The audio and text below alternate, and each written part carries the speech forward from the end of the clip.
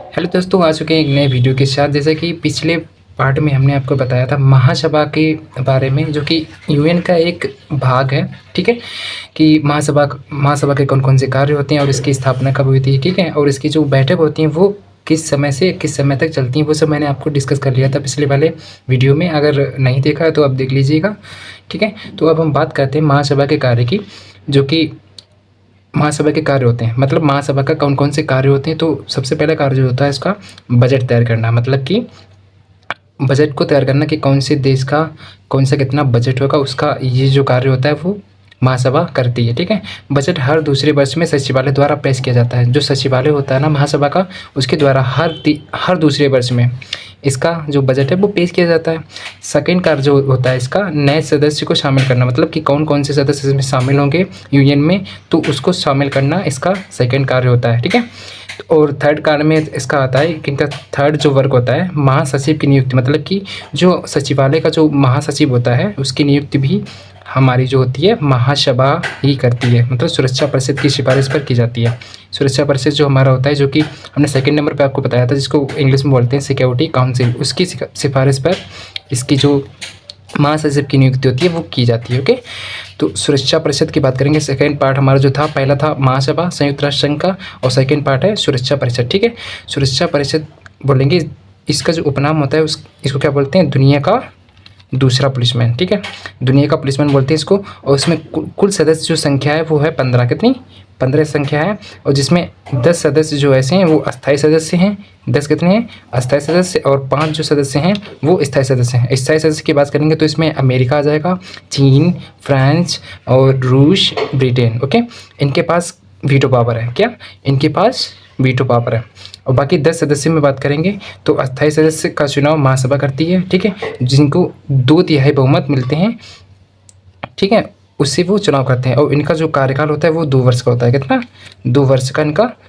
अब बात करते हैं कि सुरक्षा परिषद जो होता है इसकी इंपॉर्टेंस आखिर क्या क्या होती है, उसके मतलब कौन कौन से कार्य रहते हैं। तो इसमें सकारात्मक निर्णय के लिए 15 से जो 9 सदस्यों की स्वीकृति बहुत ज़रूरी होती है। मतलब स्वीकृति इनकी ज़रूरत होती है सकारात्मक निर्णय लेने के लिए। ठीक है, 8वीं जो भारत है जो 8वीं बार अस्थायी सदस्य चुना गया है, जो कि 1 जनवरी 2021 से 31 दिसंबर 2022 तक रहा। ठीक है, जापान सबसे अधिक बार 11 बार चुना जा चुका है। ठीक है, अब इसके तीसरे यूएन के तीसरे जो अंग है हमारा आर्थिक एवं सामाजिक परिषद, मतलब कि इकोनॉमिक एंड सोशल काउंसिल।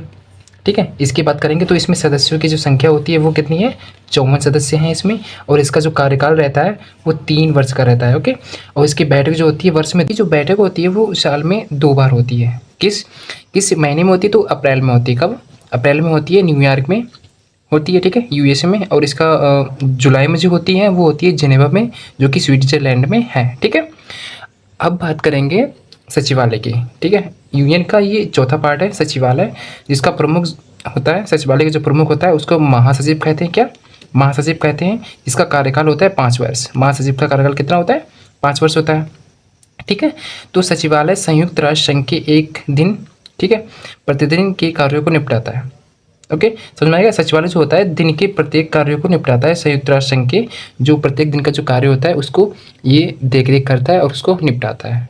ठीक है, अब बात करते हैं इसके आगे की।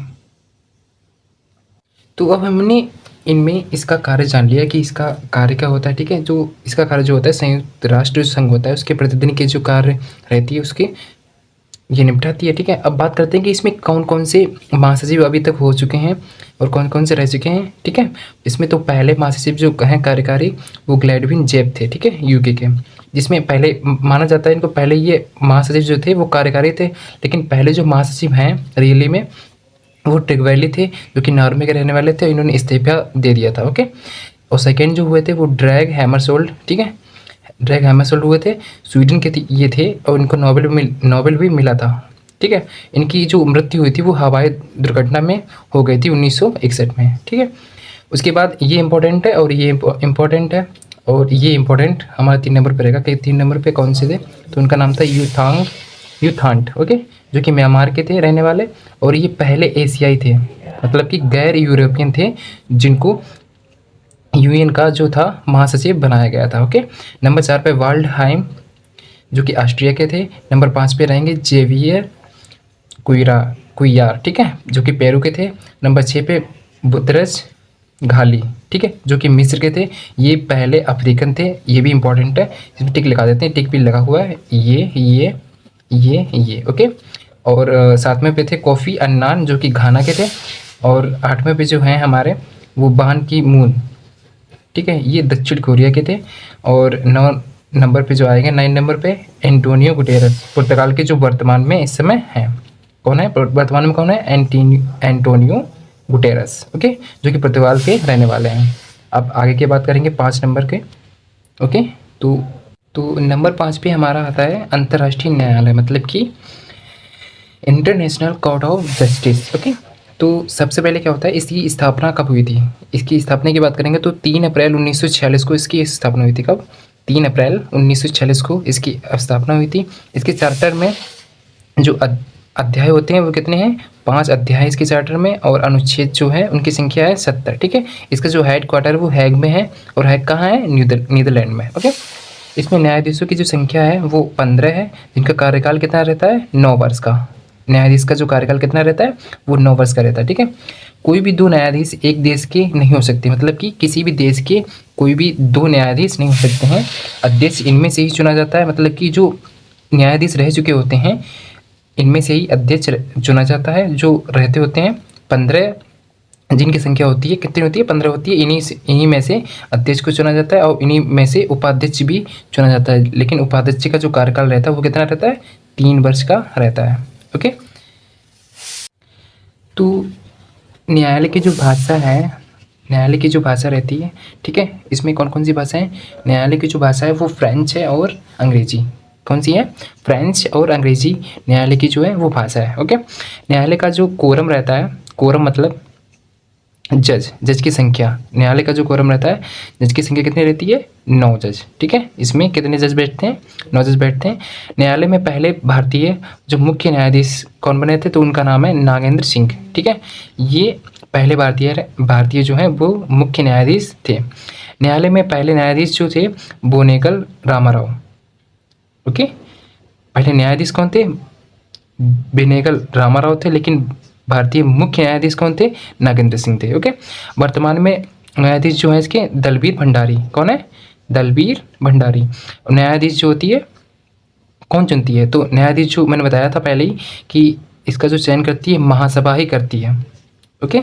महासभा इसका चयन करती है न्यायाधीश का, ठीक है। तो आगे मिलते हैं एक नए वीडियो के साथ। ये टॉपिक यूएन जो हमारा जितने भी हमारे इसके पार्ट थे यूएन के, ठीक है, उसको हमने डिस्कस किया इसमें। आई होप आपको अच्छा लगा होगा और समझ में भी आया होगा।